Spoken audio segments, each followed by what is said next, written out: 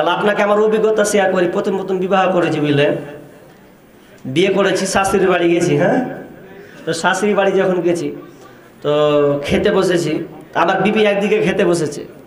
তো যখন খেতে বসেছে তখন এই যে লোটা লোটা বুঝেন আপনারা, লোটাতে নিয়ে বসে পানি বেঁচে, লোটাতেও এক মুখ লাগিয়ে দিয়েছে আমার বিবি, লোটাতেও মুখ লাগিয়ে দিয়েছে।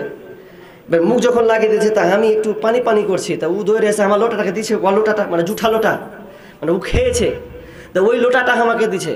আর শাশুড়ি কিন্তু এদিকে দেখলেন জুঠা দিন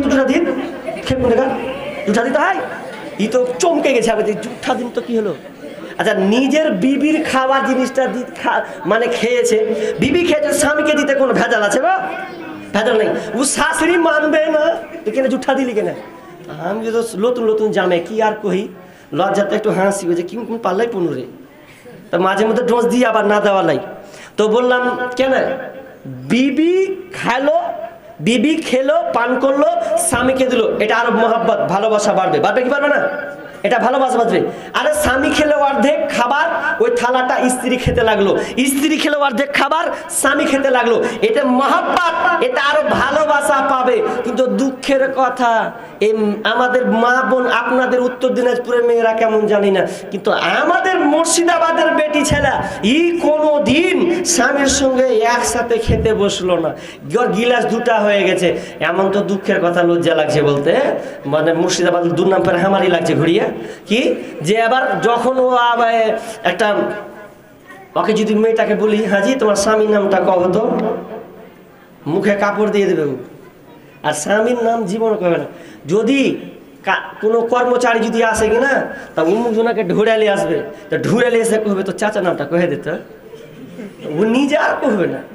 একটা স্কুলে গেছি, স্কুলে যাওয়ার সময় আমার ভাই ক্লাস 5-এ হাই স্কুলে ভর্তি করতে লেগেছি। আমি সব ভাই বোনকে নিয়ে যাই, তো এবার আমি ভর্তি করতে লেগেছি, তো আমি ওখানে খেড়ে আছি, আর একটা মেয়ে এখানে খেড়ে আছে, ওর বেটাকে 5-এ ভর্তি করতে লেগেছে, নতুন 5-এ ভর্তি করবে। তো হেডমাস্টারও বসে আছে, তো জিজ্ঞাসা করছে মহিলাটাকে, হাজি তোমার স্বামীর নাম কি? ই কিন্তু সালা মুখ খুলতে চায় না, স্বামীর নাম কহবি তেবি তো জিজ্ঞাসা করবে, ই তখন কহে না। যখন বারবার 3 মাস যখন হাজি তোমার স্বামীর নাম কি, তখন আর কহিতে চায় না, তখন 5 বছর হিসেবে বলছে, এই বেটা হতে পারছিস না, তোর বাপটা বলতে পারছিস না, ওকে হুড়াই মেরে তুই কইতে পারছিস না, মানে ওকে হুড়াই মেরে দিল। ছোট ছেলে কি করবে? তো ই কহিলই না স্বামীর নাম। আমাদের ওইদিকে স্বামীর নাম এখন তো একটু একটু মুখ ফুটেছে, টোটালেই স্বামীর নাম বলবে না। আর আপনাদের এদিকে এরকম আছে নাকি? অসুবিধা নাই, স্বামীর নাম ধরে ডাকুন, কোনো সমস্যা নাই। আপনার স্বামীর নাম হচ্ছে হযরত, দেখো হযরত আলী বলে, হযরত আলী স্বামী, দেখেন একদম কি আনন্দ আসবে, খুশি। আপনার স্ত্রীকে নাম ধরে ফাতেমা, আয়েশা, দৌড়ে দৌড়ে চলে আসবে। ঠিক, তাহলে আপনি মহব্বতের ডাকবেন, আর ওই ফ্যাসিলিটির দিকে যান না। তো কি বলছিলাম, আপনার স্ত্রী যখন এই অপবিত্র অবস্থায় থাকবে, তার সঙ্গে আপনি ভালো ব্যবহার করবেন, খবরদার খারাপ ব্যবহার করবে না। তবে তার সঙ্গে ওই কাজটা ছাড়া, মিলন ছাড়া, বাহ্যিক দৃষ্টিতে আপনি তার সঙ্গে সব কিছু করবেন। মাপ চান, তওবা করেন আজ থেকে যে কাজ করবেন না। আর যদি করেন তাহলে শাস্তি 14-15 হাজার টাকা মিসকিনকে ফেলে দিয়ে আসবেন। ভয় করেন জাহান্নাম গুলো, ভয় করেন, ভয় করেন, ভয় করেন। তাহলে 2টা হয়ে গেল। নাম্বার 3, রমজান মাসে অনেক লোক রোজা করতে করে না, করে কি করে, করে না, করে করে না, এরকম লোক নেই?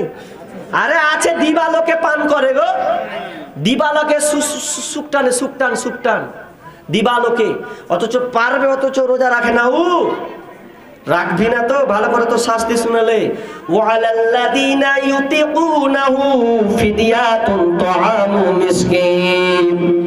আল্লাহ সুবহানাহু ওয়া তাআলা বলেন, যারা রোজা রাখতে পারবে না, যারা সুগারের প্যারালাইসিস, সুগার হয়ে গেছে, যারা শয্যায় আপনার কিনা ঘুমন্ত অবস্থায় আছে, খবরদার তোমরা যদি রোজা রাখতে না পারো, তাহলে তোমাদেরকে কি করতে হবে শুনে নাও। তোমাদেরকে মিসকিনকে খাদ্য দান করতে হবে, 1 মাস ধরে মিসকিনকে 100 কিলো করে খাওয়াতে হবে। জয় দিন পারবে না, তাই দিন 100 কিলো করে দিতে হবে। তবে তারা পাবে না, আপনি অসুস্থ আছেন তাই বলে আপনি রোজা রাখবেন না, খাইয়ে দিবেন, আপনার নয়। যারা টোটালি রোজা রাখতে পারবে না, টোটালি পারবে না, তারাই কাজ কাজটা করবে, আপনি অসুস্থ আছেন, রোজা রাখতে পারলেন না, পরে আদায় করবেন, ওটা 1 কিলো 1.5 কিলো মেরে কোনো লাভ হবে না। তবে যদি আপনার ডাক্তার বলে দেয় আপনি বৃদ্ধ হয়ে গেছেন, আপনার সুগার বেশি হয়ে গেছে, রোজা রাখলে আপনার কোনো উপায় নাই, রোজা রাখতে গেলে আপনার শারীরিক শরীরে আপনার সমস্যা আছে, তাহলে কি করতে হবে?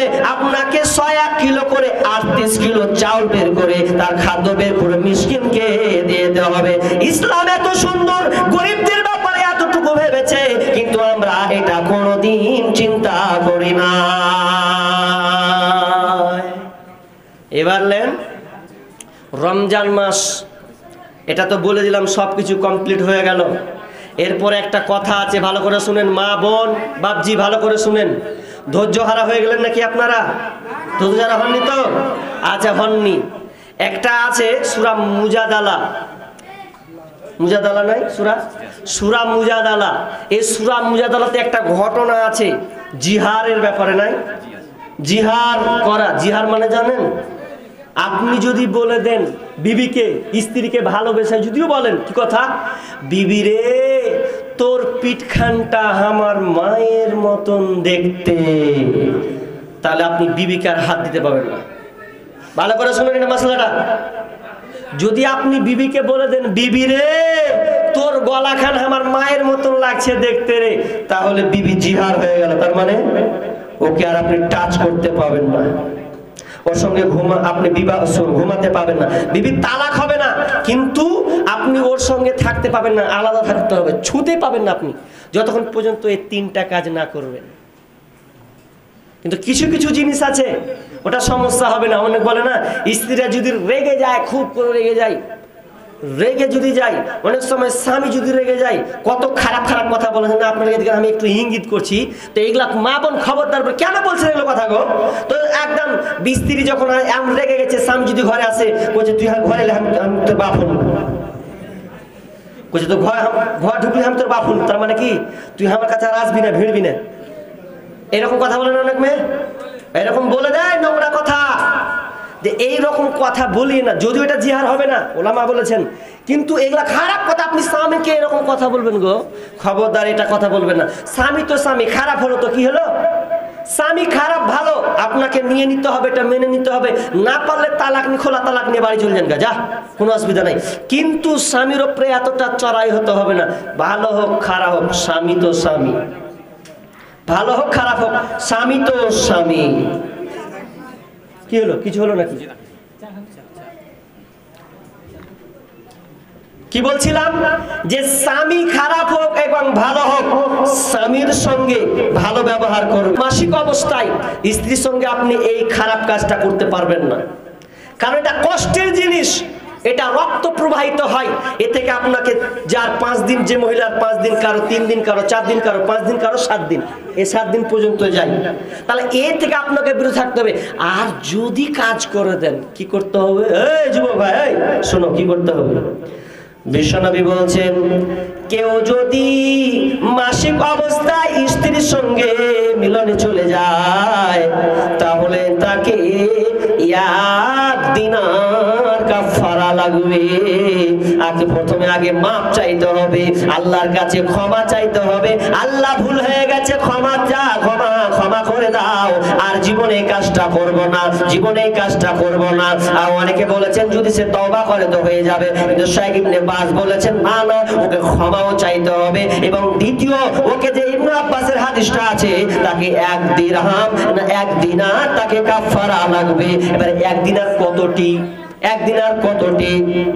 104 গ্রাম।